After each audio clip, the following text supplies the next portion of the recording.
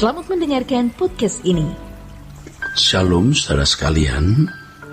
Fokus pelayanan gereja haruslah sungguh-sungguh mempersiapkan jemaat menjadi mempelai yang layak bagi Kristus. Artinya menjadi orang-orang yang hidup tidak bercacat, tidak bercela, atau kalimat lain melakukan kehendak Bapa. Untuk melakukan kehendak Bapa, orang percaya harus memiliki kepekaan terhadap apa yang menjadi selera Bapa. Untuk itu harus belajar kebenaran. Jadi kebenaran-kebenaran itu bukan hanya membuat pikiran menjadi pintar berteologi, tetapi membuat seseorang memiliki kecerdasan rohani sehingga bisa mengerti kehendak Allah, apa yang baik, yang berkenan, dan yang sempurna. Makanya kebenaran tidak boleh kurang, harus selalu disampaikan terus-menerus. Belajar kebenaran itu mutlak, semutlak makan. Orang tidak makan mati, tidak minum mati. Orang yang tidak belajar kebenaran itu mati rohaninya, saudaraku. Nah, gereja harus memiliki perasaan krisis. Maksud saya para pelayan-pelayan jemaat, para pendeta harus memiliki perasaan krisis terhadap kenyataan dunia kita yang sekarang ini sudah semakin jahat. Ya, banyak jemaat yang telah tertarik, terpikat, dan terhanyut oleh dunia ini. Ya, terpikat oleh dunia, tertarik dan terhanyut oleh dunia ini. Sehingga mereka tidak fokus terhadap kehendak Allah. Mereka tidak peduli kehendak Allah. Mereka hanya peduli dengan apa yang menjadi keinginan mereka. Mereka hanya peduli dengan materi, dengan fasilitas dunia, dengan kesenangan dunia dan segala hiburannya. Faktanya itu demikian, saudara. Faktanya itu demikian. Sehingga jemaat tidak dipersiapkan untuk menjadi anggota keluarga kerajaan surga. Gereja sendiri, ya, tidak semua gereja ya, ada gereja-gereja yang fokusnya pada masalah pemenuhan kebutuhan jasmani. Ciri-cirinya ini, pemutusan kutuk kemiskinan, kutuk sakit penyakit, dan berbagai kutuk yang semuanya orientasinya pada berkat jasmani. Maka tanpa disadari fokus orang tertuju kepada dunia ini. Seperti juga doa Yabes, kiranya Allah memberkati berlimpah-limpah dan seterusnya. Itu kan orientasinya masih alam pikir umat perjanjian lama yang fokusnya masih berkat jasmani di bumi ini. Berkat yang berlimpah ya berkat jasmani, yang diperluas adalah tanah di bumi ini. Kalau kemudian diisi baru dengan dalih, wah ini berkat rohani kok, ini perluasan, ini kerajaan Allah, itu maksa, saudara. Tidak boleh mengambil doa Yabes. Ayat-ayat dalam perjanjian baru sudah cukup berlimpah. Nah, doa Yabes diangkat ke permukaan, dinyanyikan, menjadi seperti doa wajib pada akhir kebaktian.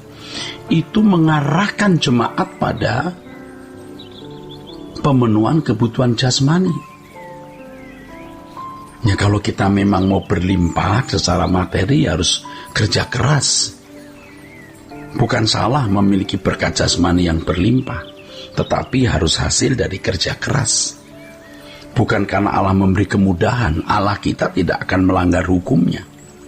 Hukum yang Dia tetapkan, yang ditabur akan dituainya. Nah, kita sekarang harus mulai mengerti bahwa fokus orang percaya itu adalah batin yang diubah terus untuk menjadi serupa dengan Yesus. Nah, kalau kita mengalami proses perubahan itu dengan benar, mengalami proses keselamatan dengan benar, menjadi orang yang layak didudukkan sebagai mempelai bagi Kristus, dan layak masuk menjadi anggota keluarga kerajaan, maka kita memiliki kerinduan yang kuat terhadap langit baru, bumi baru. Kita memiliki kerinduan yang kuat untuk pulang ke surga. Nah, sekarang ini hampir kita tidak temukan orang yang betul-betul rindu ke surga. Saudara, jika orang benar-benar telah mengalami proses pertumbuhan rohani, melakukan kehendak Bapa, maka itu sebenarnya dikatakan sebagai menembus batas. Bukan hanya menjadi orang baik, bukan hanya dipandang sebagai orang yang melakukan hukum secara santun, tetapi bisa berpikir seperti Allah berpikir, sesuai firman Tuhan, memiliki pikiran perasaan Kristus. Dan orang-orang seperti ini baru bisa menghayati dunia ini bukan rumahnya. Baru bisa. Dan pasti tidak akan terikat lagi dengan keindahan dunia. Orang-orang seperti ini baru bisa memiliki kerinduan pulang ke surga. Seperti anak di bawah umur 10 tahun atau mungkin di bawah 15 tahun, ketika dijanjikan pergi ke tempat wisata, walaupun belum ke tempat wisata, ia yakin akan diajak ke tempat wisata itu. Setiap hari selalu menanyakan ke orang tua hari dan tanggal. Dia ingin cepat-cepat pergi ke tempat wisata itu. Demikian pula dengan kita. Seperti Paulus katakan, ya aku merindukan pulang. Aku merindukan bertemu dengan Tuhan. Kalau disuruh memilih, aku memilih pulang ke surga. Ini standarnya. Makanya dikatakan oleh Paulus bahwa hidup kita ini adalah hidup karena percaya, bukan karena melihat. 2 Korintus 5 ayat yang ke-7. Kalau dikatakan di dalam firman Tuhan di Filipi 1 ayat 22-24, Paulus menyaksikan, jadi mana yang harus kupilih, aku tidak tahu, aku didesak dari dua pihak. Aku ingin pergi dan diam bersama-sama dengan Kristus. Tuh, lihat. Aku ingin pergi dan diam bersama-sama dengan Kristus. Itu memang jauh lebih baik, tuh menurut Paulus ya. Tetapi lebih perlu untuk tinggal di dunia ini karena kamu. Jadi saudaraku, karena pekerjaan Tuhan, Paulus masih mau di bumi. Tetapi kalau ia disuruh memilih, dia memilih ke surga atau memilih masih di bumi, ya dia mau ke surga. Tetapi lebih perlu bagimu kalau, maksud saya lebih perlu bagi jemaat kalau Paulus tinggal di bumi untuk bisa memberi, menjadi berkat.